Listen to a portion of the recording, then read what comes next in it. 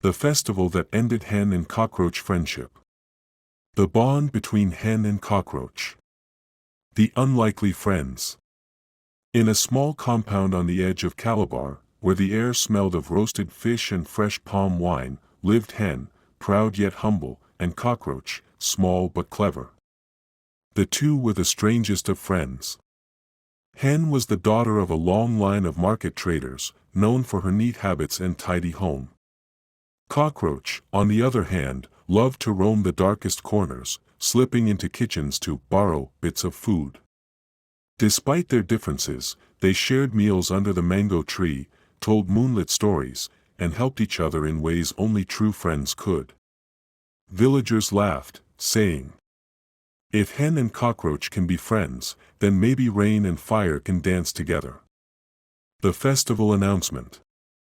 One evening, the village chief announced the upcoming Ek festival, the grandest celebration in Calabar.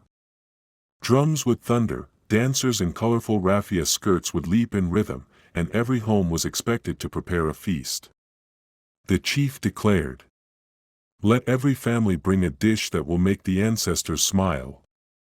Hen and Cockroach decided they would cook together, combining Hen's love for neat cooking and Cockroach's knack for finding rare ingredients to up the preparations.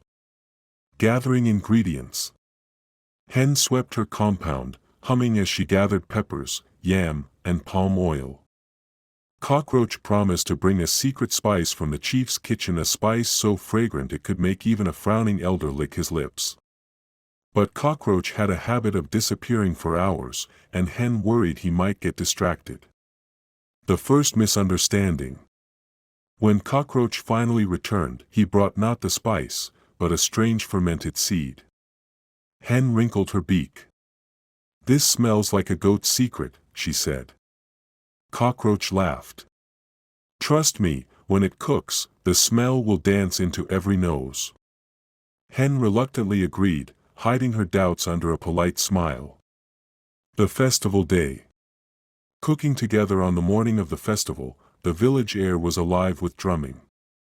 Hen plucked fresh vegetables while Cockroach stirred the pot.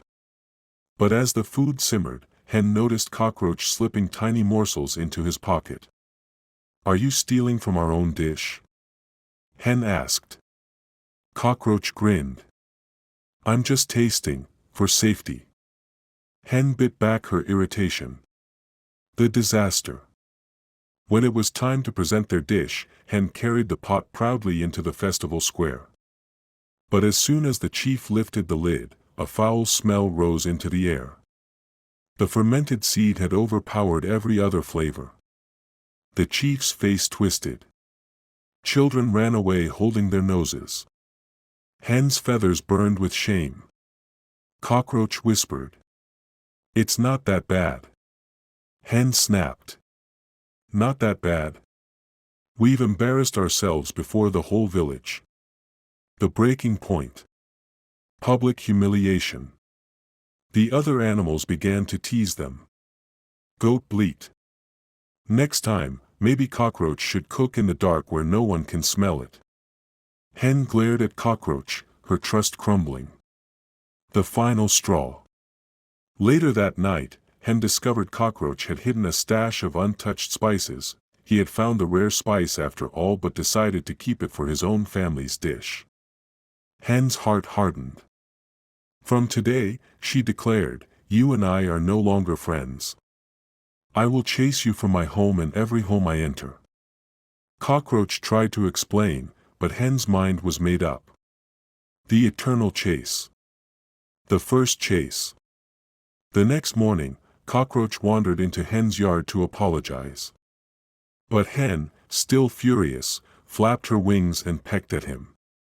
Cockroach ran for his life, darting under baskets and pots.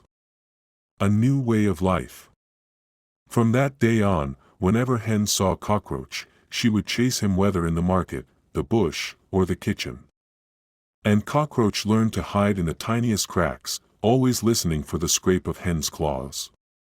Moral lesson. Friendship is built on trust and honesty. Once broken, it may never be mended, no matter how deep the bond once was.